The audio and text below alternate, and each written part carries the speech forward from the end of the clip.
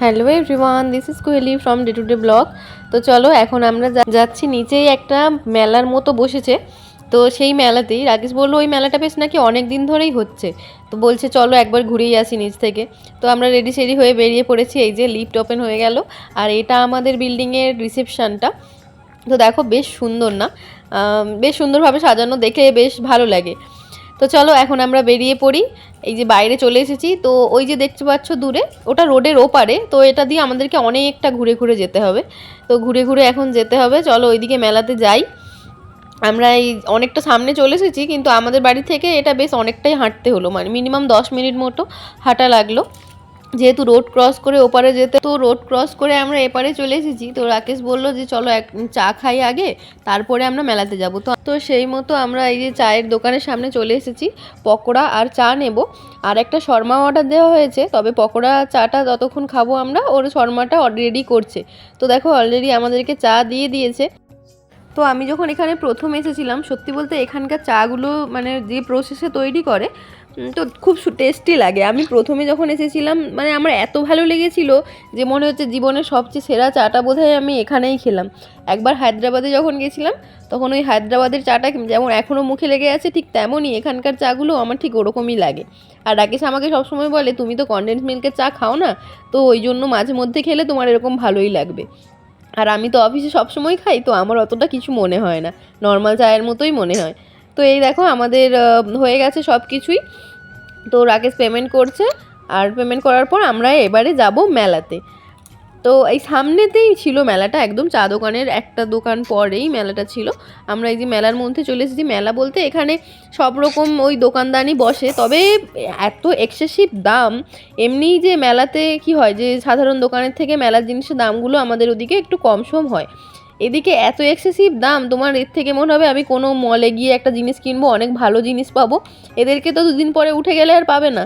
তো দেখো কত কিউট জুতোগুলো না, কি দারুণ লাগছিল, আমি তাই দাঁড়িয়ে দেখছিলাম। বাবি যখন ছোট ছিল তখন মনের মতো জুতো পেতাম না, আর এখন বড় হয়ে গেছে বলে এখন কত সুন্দর সুন্দর জুতো, কত সুন্দর সুন্দর জামা চোখের সামনে আসে। মানে যে জামাগুলো পছন্দ হয় আর কি, মানে সেগুলো ওর ছোটো বয়সে পরতে পারতো। অবশ্য এখনও অনেক সুন্দর সুন্দর জামাই কিনে দেওয়া হয় ওকে। আর দেখো এইদিকে ছিল ফুড কাউন্টার, কত রকমের ফুড। তো তারপর আমরা এই দিকে এলাম, আর এদিকে ছিল পাখির কাউন্টার। পাখি এখানে এগুলো সেল করার জন্যই রাখা হয়েছে, কত রং বেরঙের পাখি দেখো, কি দারুণ অপূর্ব লাগছে না? এটা যদিও রাতের বেলায় পাখিগুলো কিচকিচ করছে, দারুণ সুন্দর লাগে। আর এই খাঁচাতে আবার ছিল দুটো টিয়া পাখি। তো রাকেশ বলছিল আমরা আসার আগে নাকি ও একবার এই মেলাতে এসেছিল, তো এখানে নাকি অনেক রকমের পাখি ছিল।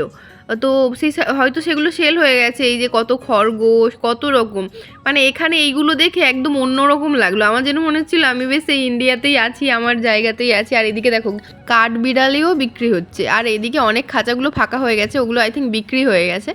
আর এদিকে খেলার জায়গাটার দিকে এসেছিলাম। তো এই দিকে জায়গাটা দেখো কত সুন্দর। এখানে যদি কেউ বসে, মানে এই যে হাঁসগুলোর ওপরে বসবে, আর এই যে জলটা যাচ্ছে জলগুলোর মধ্যে দিয়ে পুরো ঘুরে ঘুরে যাবে, দারুণ সুন্দর কিন্তু। তো অনেক রকমই জিনিসপত্র আছে এখানে। আর সামনেটাতে এই যে ফুড কাউন্টারও অনেক রকম ছিল, মানে চাট মশলা বলো বা আরও যা কিছু মুড়ি, চাট মুড়ি, তার বাংলাদেশি কিছু দোকান দিয়েছি, যেগুলোতে আমাদের ওখানকার মতন খাবার না পাওয়া গেলেও মোটামুটি বাঙালি খাবারের ছোঁয়া আছে। তো দেখো এদিকে কত রকমের জামা কাপড় ছিল, অনেক রকম জিনিসপত্র ছিল। মেনলি মেলাটা যদিও বেশি একটা লোক হয়নি, কারণ এত জিনিসের পত্রের দাম এখানে, তো সবাই ভাববে যে এখানে কেনার থেকে আমাদের কোনো একটা শপিং মলে গিয়ে কেনা ভালো।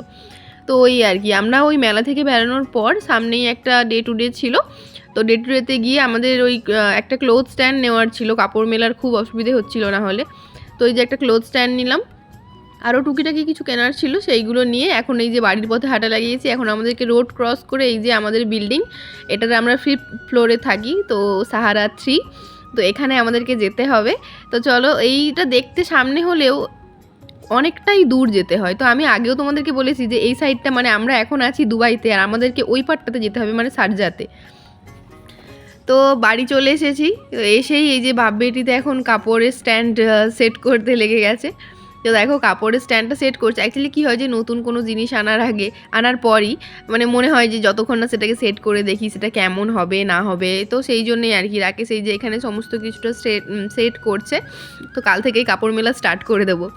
আর তারপর আমি এসেই রান্নাবান্না করে নিয়েছি। দেখো এই যে গরম গরম মাশরুম ভাজা, আর একদম ধোঁয়া উঠছে দেখো, এই যে বাটা মাছ দিয়ে বেগুন আলু দিয়ে সজনে ডাঁটা দিয়ে ঝোল। তো বাজার করে ঘুরে আসার পর ঝটপট করে এটুকুই করতে পেরেছি, আর এর থেকে কি করব বলো, অত রাত্রে এমনিই বাজার টাজার করে আসার পরে রান্না করার গা থাকে না, তো সব দিন কেনা খাওয়ারটা খাওয়াও ভালো না। আর এই যে এদিকে আছে ভাত, তো চলো আমরা এখন তাহলে খেয়ে নিই। তো সবাই বসেও গেছে, চলো এখন। তো চলো তাহলে আজকের ব্লগটা এখানেই শেষ করছি। ব্লগে যদি কিছু ভালো লেগে থাকে লাইক কমেন্ট শেয়ার করো, নতুন হলে চ্যানেলটাকে সাবস্ক্রাইব করে পাশে থেকো। দেখা হচ্ছে নেক্সট আরেকটি ব্লগে, ততক্ষণের জন্য টাটা।